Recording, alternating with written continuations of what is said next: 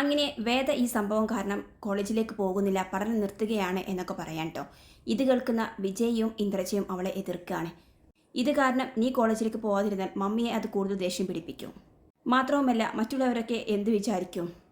അതുകൊണ്ട് ഇത് കൂടുതൽ കുഴപ്പത്തിലേക്ക് പോകുന്നതിനേക്കാൾ നല്ലത് നിനക്ക് കോളേജിലേക്ക് പോകുന്നതാണ്. ഇപ്പോൾ ഈ പ്രശ്നങ്ങളെല്ലാം താൽക്കാലികമായിട്ട് ഇവിടെ അവസാനിച്ചിരിക്കുകയാണ് എന്നൊക്കെ പറഞ്ഞ് അവളെ ഉപദേശിക്കുകയാണ് കേട്ടോ. അപ്പോഴാണ് വീടിൻ്റെ കോളിംഗ് ബെൽ റിങ് ചെയ്യുന്നത്. ഇന്ദ്രജ ആരാണ് എന്ന് നോക്കാൻ വേണ്ടിയിട്ട് ഡോർ തുറന്ന് നോക്കിയാണ് കേട്ടോ. അപ്പോൾ അവർ ഗുഡ് മോർണിംഗ് മാഡം, സൂര്യ സാർ ഉണ്ടോ എന്ന് ചോദിക്കുകയാണ്. ഇല്ല, പുറത്തു പോയിരിക്കുകയാണ് എന്ന് പറയാൻ കേട്ടോ. മാഡം, എൻ്റെ പേര് അജിത്ത് എന്നാണ്. കുറച്ച് നാൾ മുൻപ് സൂര്യ സാറും വൈഫും ഒരു റിസോർട്ടിൽ നിന്നിരുന്നില്ലേ, അവിടെ നിന്നാണ് ഞാൻ വരുന്നത്. ഞാൻ അവിടുത്തെ സ്റ്റാഫാണ്. അപ്പോൾ ഇന്ദ്ര ചോദിക്കുന്നതിൻ്റെ എന്താണ് കാര്യം? സൂര്യ സാറും വൈഫും അവിടെ നിന്നിരുന്ന ദിവസങ്ങളിലെ CCTV ഫൂട്ടേജ് സാർ എന്നോട് ചോദിച്ചിരുന്നു. അതുമായിട്ടാണ് ഞാൻ വന്നിരിക്കുന്നത് എന്ന് പറയാൻ. അതുമായിട്ടാണ് ഞാൻ ഇപ്പോൾ വന്നത്. ഇത് സാറ് വരുമ്പോൾ കൊടുത്താൽ മതി എന്ന് പറഞ്ഞിട്ട് ഇന്ദ്രജിയുടെ കയ്യിൽ ഒരു പെൻഡ്രൈവ് ഏൽപ്പിക്കേണ്ട അദ്ദേഹം. എന്നിട്ട് പറയുന്നുണ്ട്, സിസ്റ്റത്തിലുള്ള എല്ലാ ഫൂട്ടേജും ഡിലീറ്റ് ചെയ്യാൻ വേണ്ടിയിട്ട് മാനേജർ പറഞ്ഞിട്ടുണ്ട്. ഇനി ഇതല്ലാതെ മറ്റൊരു പ്രൂഫ് ഇല്ല കേട്ടോ എന്ന് പറഞ്ഞിട്ട് അദ്ദേഹം അവിടെ നിന്ന് പോവുകയാണ്. ഇന്ദ്രജ നേരെ വേദയുടെയും വിജയുടെയും അടുത്തെത്തുകയാണ്. എന്താ ചേച്ചി കാര്യം എന്ന് ചോദിക്കുന്നുണ്ട് വേദ. ഇത് നന്ദിനിയും സൂര്യയും അന്ന് നിന്ന റിസോർട്ടിലെ അതിലുള്ള ഫൂട്ടേജ് സൂര്യ ആവശ്യപ്പെട്ടിരുന്നു, അതുമായിട്ട് വന്നതാണ് അവിടുത്തെ സ്റ്റാഫ് എന്ന് പറയാൻ കേട്ടോ. എന്നിട്ട് വേദയോട് അവളുടെ ലാപ്ടോപ്പ് എടുത്തുകൊണ്ട് വരാൻ പറയാണ്. വേദ പറയുന്നൊരു, ചേച്ചി എൻ്റെ ലാപ്ടോപ്പ് കംപ്ലൈൻ്റ് ആണ്. എന്നിട്ട് സൂര്യയുടെ റൂമിൽ അവൻ്റെ ലാപ്ടോപ്പ് കാണും, നീ അത് എടുത്തുകൊണ്ട് വാ എന്ന് പറയാൻ കേട്ടോ. അങ്ങനെ വേദ ശരി എന്ന് പറഞ്ഞിട്ട് സൂര്യയുടെ റൂമിലേക്ക് പോവാണ്. അതേസമയം വിജയ് പറയുന്നുണ്ട്, ഇതൊക്കെ മോശമല്ല, ഇതൊക്കെ വേണോ ഇന്ദ്രജ എന്ന് ചോദിക്കാൻ. എന്താ മോശം? അവരവിടെ നിന്നിട്ടുള്ള ഫുട്ടേജുകളല്ലേ, നമുക്കൊന്ന് കണ്ടു നോക്കാമല്ലോ, എന്താ ഇതിലുള്ളതെന്ന് അറിയണമല്ലോ. അവൻ ഇത് ആവശ്യപ്പെട്ടിട്ടുണ്ടെങ്കിൽ ഇതിലെന്തെങ്കിലും കാര്യമുണ്ടാകും, എന്തായാലും നമുക്കത് അറിയണം എന്ന് പറയാണ്. അങ്ങനെ വേദ ലാപ്ടോപ്പുമായിട്ട് എത്തേണ്ടോ. പാസ്വേഡൊക്കെ എനിക്കറിയാം എന്ന് പറഞ്ഞ് അവൾ പാസ്വേഡെല്ലാം അടിച്ച് ആ ലാപ്ടോപ്പ് ഓപ്പൺ ആക്കുകയാണ്. എന്നിട്ട് ഈ USB അതിലേക്ക് കണക്ട് ചെയ്യാൻ കേട്ടോ.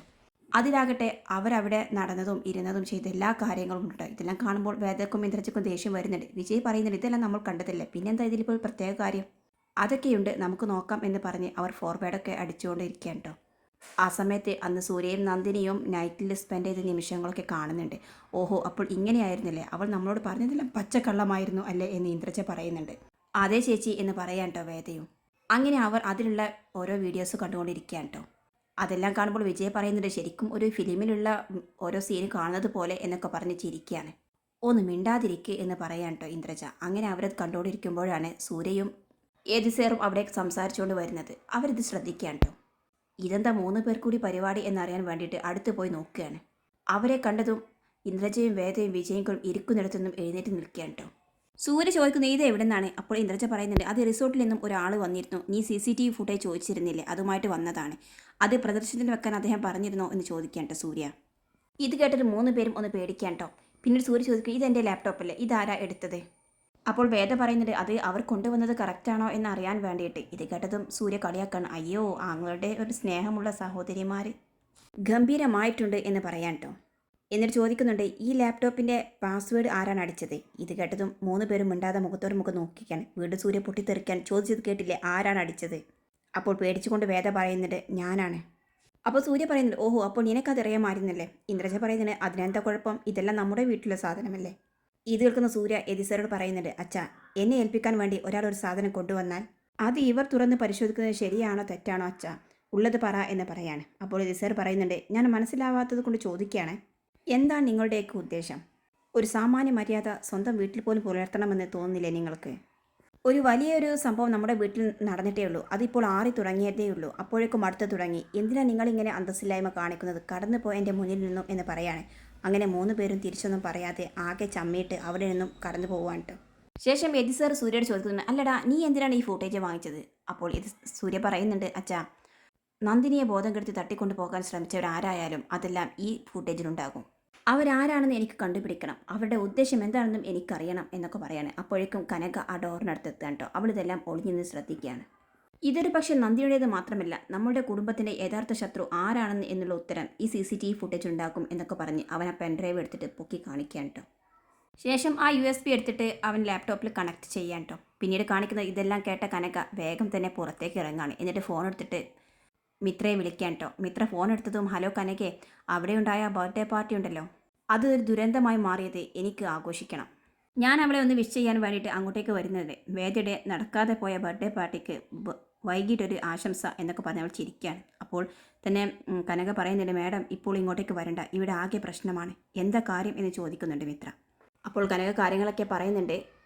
അന്ന് നന്ദിനിയും സൂര്യസാറും കൂടി റിസോർട്ടിലേക്ക് പോയില്ലേ, അതിൻ്റെ ഫുട്ടേജ് എല്ലാം ഇവിടെ കൊണ്ടുവന്നിട്ടുണ്ട്. അതിൽ നിന്നും നന്ദിനി അന്ന് തട്ടിക്കൊണ്ടു പോകാൻ ശ്രമിച്ചത് ആരാണെന്ന് കണ്ടുപിടിക്കണം എന്നുള്ള ഒരേ വാശിയിലാണ് സൂര്യസാർ. ഇപ്പോൾ അവരത് നോക്കിക്കൊണ്ടിരിക്കുകയാണ് എന്ന് പറയാൻ കേട്ടോ. ഇത് കേട്ടതും ആകെ ഷോക്കാവുകയാണ് മിത്ര. അയ്യോ, ഒരു കാരണവശാലും അവരത് കണ്ടുപിടിക്കാൻ പാടില്ല. അതാരാണ് അവിടെ കൊണ്ടുവന്ന് കൊടുത്തതെന്ന് ചോദിക്കുന്നുണ്ട്. അതൊന്നും ഞാൻ കണ്ടിട്ടില്ല മാഡം എന്ന് പറയാണ് കനക. എന്ത് വന്നാലും ശരി, അത് സൂര്യ കാണാൻ പാടില്ല, അത് കണ്ടാൽ എല്ലാ പദ്ധതികളും പൊളിയും, അതുകൊണ്ട് എങ്ങനെയെങ്കിലും അത് തടഞ്ഞേ പറ്റൂ എന്ന് പറയാണ്. അപ്പോൾ കനക ചോദിക്കുന്നുണ്ട്, അല്ല മാഡം, അതെങ്ങനെ ചെയ്യാം?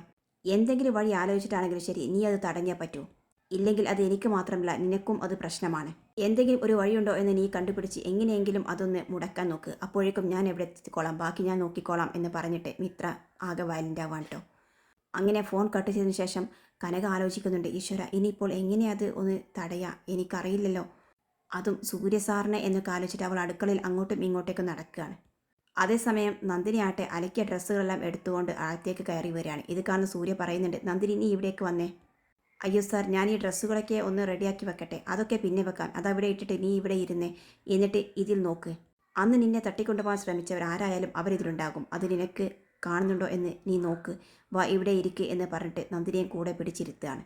എന്നിട്ട് എതിസാറും സൂര്യയും നന്ദിനിയും കൂടി അതെല്ലാം സെർച്ച് ചെയ്തുകൊണ്ടേ ഇരിക്കാൻ കേട്ടോ. അങ്ങനെ ഓരോ ഭാഗങ്ങളും അവർ മുന്നോട്ടേക്ക് ഫോർവേഡ് ചെയ്ത് എടുക്കാൻ കേട്ടോ. അവസാനം ആ 2 പേര് നടന്നു വരുന്ന ആ ഒരു സീനെത്തുകയാണ്. അതേസമയം അടുക്കളയിൽ കനകയാട്ടെ ഇനിയിപ്പോൾ എന്ത് ചെയ്യും ഇതൊന്ന് മുടക്കാൻ എന്ന വഴി ആലോചിച്ച് നിൽക്കാൻ കേട്ടോ. പെട്ടെന്ന് അവളുടെ മനസ്സിലേക്ക് ഒരു ബുദ്ധി തെളിഞ്ഞു വരികയാണ്. ഗ്യാസ് സ്റ്റൗവിൽ വെള്ളം തിളച്ചുകൊണ്ടേ ഇരിക്കാൻ കേട്ടോ. അവൾ അത് ആ വെള്ളം എടുത്തിട്ട് അവളുടെ കാലിലേക്കും നിലത്തേക്കും ഒഴിക്കുകയാണ്. എന്നിട്ട് അയ്യോ നന്ദിനി ഓടിവായോ എന്ന് പറഞ്ഞ് ഒച്ചത്തിൽ ആർക്കുക കേട്ടോ. ഈ ശബ്ദം കേട്ട് സൂര്യയും എതിസാർ നന്ദിനിയും കൂടി അടുക്കളയിലേക്ക് ഓടിയെത്തുകയാണ്. എന്ത് പറ്റി കനക എന്ന് ചോദിക്കുന്നുണ്ട്. അയ്യോ മാഡം, ഞാൻ സ്റ്റൗവിൽ നിന്നും ഈ തിളച്ച വെള്ളം എടുത്തത് താഴെ പോയി എന്ന് പറയാണ്. നിനക്കെന്തെങ്കിലും പറ്റുമോ എന്ന് ചോദിക്കുന്നു നന്ദിനി. ഇല്ല മാഡം, ഒന്നും പറ്റിയിട്ടില്ല എന്ന് പറയാൻ കേട്ടോ കനക. ശരി, ഇനി അതങ്ങ് എടുത്ത് വെച്ചേക്ക് എന്ന് പറയാണ്. അപ്പോഴേക്ക് സൂര്യ പറയുന്നുണ്ട്, മനുഷ്യൻ പ്രധാനപ്പെട്ട ഒരു കാര്യം നോക്കുമ്പോഴാണ് ഇങ്ങനെ ഓരോ സംഭവങ്ങൾ. നന്ദിനി നീ വന്നേ, നമുക്ക് ബാക്കി നോക്കണം എന്ന് പറയാണ്. അയ്യോ സർ, ഞാൻ ഇതൊന്ന് തുടച്ചു മാറ്റിയിട്ട് വരാം, അതിൻ്റെ ഒന്നും ആവശ്യമില്ല, അതൊക്കെ അവൾ ചെയ്തോളും എന്ന് പറഞ്ഞിട്ട് സൂര്യ നിർബന്ധപൂർവ്വം വീണ്ടും നന്ദിനിയെ പിടിച്ചുകൊണ്ട് അകത്തേക്ക് പോകാൻ കേട്ടോ. എന്നിട്ട് അവർ അതിലുള്ള കാര്യങ്ങൾ സെർച്ച് ചെയ്തുകൊണ്ടേ ഇരിക്കുകയാണ്. അങ്ങനെ ആ 2 പേരെ കാണുമ്പോൾ നന്ദിനി പറയുന്നുണ്ട്, ഇവരാണെന്ന് തോന്നുന്നു സർ അന്ന് എന്നെ തട്ടിക്കൊണ്ടു പോകാൻ ശ്രമിച്ചത്. അങ്ങനെ അവർ വീണ്ടും അത് പിന്നോട്ടെടുത്തിട്ട് ആ ആൾക്കാരെ വീണ്ടും ചെക്ക് ചെയ്തുകൊണ്ടിരിക്കുകയാണ്. ഇവരാണ് തന്നെയാണ് എൻ്റെ സംശയം എന്ന് പറയുന്നുണ്ട് അവൾ. അപ്പോഴേക്കും അടുത്ത പണിയുമായിട്ട് കനക ഹാളിലേക്ക് വരികയാണ്. നന്ദിനി നീ ഒന്ന് അടുക്കളയിലേക്ക് വന്ന് ഒരു പ്രധാനപ്പെട്ട കാര്യം പറയാനാണ്. എന്താണ് എന്ന് ചോദിക്കുന്നുണ്ട് നന്ദിനി. സാമ്പാറുള്ള പരിപ്പ് എവിടെ വെച്ചതെന്ന് എനിക്കറിയില്ല, അതൊന്ന് എടുത്തു തരാമോ എന്ന് ചോദിക്കുന്നുണ്ട്. അതെ, ഞാൻ എടുത്തു തരാം എന്ന് പറഞ്ഞ് നന്ദിനി എഴുന്നേൽക്കാൻ നിൽക്കുന്നതും സൂര്യ അവിടെ പിടിച്ചിരുത്തുകയാണ്. പ്രധാനപ്പെട്ട ഒരു കാര്യം നോക്കി നിൽക്കുമ്പോഴാണ് അവളുടെ ഒരു സാമ്പാർ പരിപ്പ്. ഒന്ന് പോ അങ്ങോട്ടേക്ക്, ഇനി ഇങ്ങനെ ഓരോ കാര്യങ്ങൾ പറഞ്ഞ് ഇങ്ങോട്ടേക്ക് വരരുത്, സാമ്പാറൊക്കെ പിന്നീട് ഉണ്ടാക്കാം എന്ന് പറഞ്ഞിട്ട് നന്ദിനിയെ പോകാൻ സമ്മതിക്കാതെ സൂര്യ അവിടെ തന്നെ ഇരുത്താൻ കേട്ടോ. അപ്പോഴും കനക അവളുടെ എല്ലാ പദ്ധതികളും പാളി എന്ന നിലയിൽ അടുക്കളയിലേക്ക് പോവുകയാണ്.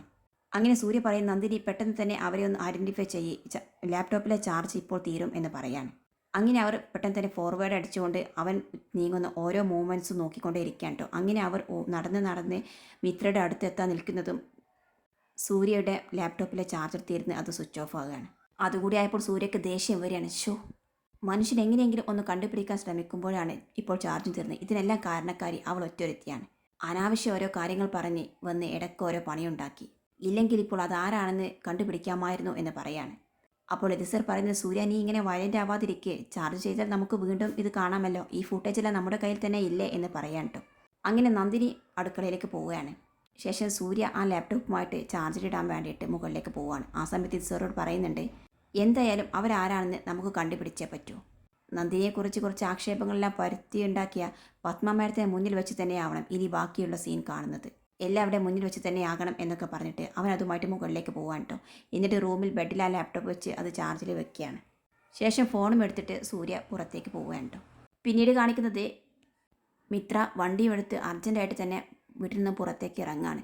ആ സമയത്താണ് കനക അവളുടെ ഫോണിലേക്ക് വിളിക്കുന്നത്. എന്തായി കാര്യങ്ങൾ എന്ന് ചോദിക്കുന്നുണ്ട് മിത്ര. ഞാൻ ഒരുപാട് ശ്രമിച്ചു, പക്ഷേ സൂര്യ സർ എന്നെ വഴക്ക് പറഞ്ഞ് അവിടെ നിന്നും ഓടിച്ചു എന്ന് പറയാണ്.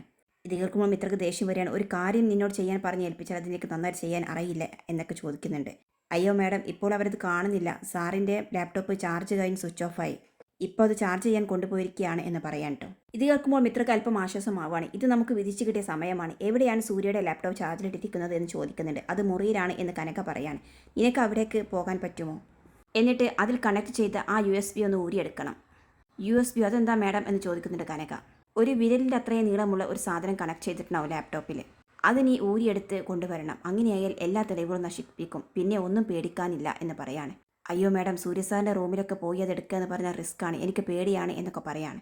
നീ എങ്ങനെയെങ്കിലും അത് എടുത്തേ പറ്റൂ, ഇല്ലെങ്കിൽ കാര്യങ്ങൾ ആകെ പ്രശ്നത്തിലാകും എന്ന് പറയുന്നുണ്ട് മിത്ര. കനക പറയുന്നുണ്ട്, സൂര്യ സാർ എന്നെ കണ്ടാൽ ചിലപ്പോൾ എന്ന് പറയാണ്. കൊല്ലുന്നെങ്കിൽ കൊല്ലട്ടെ, നീ എത്ര പെട്ടെന്ന് ചെല്ലേ, അത് ഊരിയെടുത്താൽ എല്ലാ പ്രശ്നങ്ങളും തീരും, അതുകൊണ്ട് പെട്ടെന്ന് ചെല്ലി എന്ന് പറഞ്ഞ് മിത്ര നിർബന്ധിക്കുകയാണ്. അവസാനം കനക ആ നിർബന്ധത്തിന് വഴങ്ങി അവൾ സമ്മതിക്കാൻ കേട്ടോ. അങ്ങനെ ഫോൺ വെച്ച ശേഷം പതിയെ അവൾ മുകളിലേക്ക് കയറുകയാണ്. സൂര്യയുടെ റൂമിലേക്ക് പ്രവേശിക്കാൻ നിൽക്കുമ്പോൾ ബാൽക്കണിയിൽ സൂര്യ ഫോൺ ചെയ്ത് നിൽക്കുന്നത് അവൾ കാണുകയാണ് കേട്ടോ. പിന്നീട് അവൾ അകത്ത് നന്ദിനിയുണ്ടോ എന്നറിയാൻ വേണ്ടിയിട്ട് കയറി നോക്കുന്നുണ്ട്. അവിടെ ആരെയും കാണുന്നില്ല. അങ്ങനെ പതിയെ അകത്തേക്ക് കിടക്കുകയാണ് കേട്ടോ. അങ്ങനെ ആ ലാപ്ടോപ്പ് ചാർജ് ചെയ്ത് ബെഡിൽ കിടക്കുന്നത് കാണുമ്പോൾ അവൾക്ക് സന്തോഷമാവുകയാണ് കേട്ടോ. മിത്ര പറഞ്ഞതനുസരിച്ച് പെൻഡ്രൈവിനെയും അതിൽ കാണുന്നുണ്ട്. അങ്ങനെ അവൾ ഊരിയെടുക്കാൻ വേണ്ടി അടുത്തേക്ക് അടക്കുകയാണ്. വീണ്ടും അവൾ തിരിഞ്ഞു നോക്കുന്നുണ്ട് സൂര്യയെ. അപ്പോൾ സൂര്യ വീണ്ടും ഫോണിൽ സംസാരിച്ചുകൊണ്ടിരിക്കുന്നത് തന്നെ കാണുകയാണ് കേട്ടോ. അങ്ങനെ ആരും കാണാതെ അവൾ ആ പെൻഡ്രൈവ് അതിൽ നിന്നും ഊരിയെടുക്കുകയാണ്. ശേഷം അത് സാരി തുമ്പിനോട് ചേർത്ത് പിടിച്ചിട്ട് ആരുമില്ലല്ലോ എന്ന് ചുറ്റും നോക്കിയതിന് ശേഷം അവൾ ആ റൂമിൽ നിന്ന് പുറത്തേക്ക് കടക്കാൻ ശ്രമിക്കുകയാണ്. അപ്പോഴാണ് സൂര്യ ഫോൺ എല്ലാം ചെയ്തതിന് ശേഷം പുറത്തേക്ക് വരുന്നത്. കനക റൂമിനടുത്ത് നിന്ന് പോകുന്നത് കാണുമ്പോൾ അവനാകെ സംശയം തോന്നുകയാണ്. കനകയോട് നിൽക്കാൻ പറയാണ്. നീ എന്തിനാ ഇപ്പോൾ ഇവിടെ വന്നത് എന്ന് ചോദിക്കുന്നുണ്ട്. ഞാൻ നന്ദിനിയെ അന്വേഷിച്ച് വന്നതാണ് സാർ. നന്ദിനിയെ കിച്ചണിലൊന്നും കണ്ടില്ല. നന്ദിനി എവിടെയാണെന്ന് അറിയാമോ എന്ന് ചോദിക്കുന്നുണ്ട്. എനിക്കറിയില്ല, അവൾ അവിടെ എവിടെ ഉണ്ടാകും എന്ന് പറയുന്നുണ്ട് കേട്ടോ സൂര്യ. ആണോ, എങ്കിൽ ഞാൻ അവിടെ അപ്പുറത്തുണ്ടോ നോക്കട്ടെ എന്ന് പറഞ്ഞിട്ട് കനക പെട്ടെന്ന് തന്നെ അവിടെ നിന്നും താഴേക്ക് പോവാൻ കേട്ടോ. എന്നാൽ സൂര്യക്കാവട്ടെ ഇവളെന്തിനാണ് ഇപ്പോൾ ഇവിടെ വന്നത് എന്ന് പറഞ്ഞ് മൈൻഡാക്കാതെ അവൻ അകത്തേക്ക് വരുന്നുണ്ട്. അപ്പോഴൊന്നും ലാപ്ടോപ്പോ അതിൽ കണക്ട് ചെയ്തിരുന്ന പെൻഡ്രൈവിൻ്റെ കാര്യമോ ഒന്നും സൂര്യ ശ്രദ്ധിക്കുന്നുണ്ടായിരുന്നില്ല. താഴെ എത്തിയതിന് ശേഷം കനക ഫോൺ എടുത്തിട്ട് ആ കാര്യം മിത്രയോട് വിളിച്ചു പറയുന്നുണ്ട്. ഇത് കേൾക്കുമ്പോൾ മിത്രയ്ക്ക് സന്തോഷമാവുകയാണ്. ഇത്തവണയും ദൈവം നമ്മളെ രക്ഷിച്ചു, അല്ലെങ്കിലും ദൈവം ഇപ്പോഴും എൻ്റെ കൂടെയാണ് എന്നൊക്കെ പറഞ്ഞ് അവൾ ചിരിക്കുന്നുണ്ട്. മേഡം, ഇതൊക്കെ വലിയ റിസ്ക്കുള്ള കാര്യമാണ് ഞാൻ ചെയ്തിരിക്കുന്നത്, അതിനുള്ള പ്രതിഫലം എന്ന് പറയുന്നുണ്ട് കനക. അതൊക്കെ എനിക്കറിയാം, അതൊക്കെ എത്തേണ്ടടുത്ത് അതിൻ്റെ ഇരട്ടി തുക തന്നെ എത്തിയിരിക്കും എന്നൊക്കെ പറയണ്ടോ. ഇത് കേൾക്കുമ്പോൾ കനകയ്ക്കും സന്തോഷമാവുകയാണ്. പിന്നീട് കാണിക്കുന്നത് നേരം ഒരുപാടായി, ചാർജെല്ലാം ആയിട്ടുണ്ടാവും എന്ന് കരുതി ലാപ്ടോപ്പ് കയ്യിലെടുത്തിട്ട് സൂര്യ അച്ഛനെയും പത്മയെയും നന്ദിനിയെയും എല്ലാവരെയും വിളിച്ച് ഹോളിൽ കൂട്ടുകയാണ്. എന്നിട്ട് ആ ലാപ്ടോപ്പ് തുറന്ന് പോവുകയാണ് കേട്ടോ.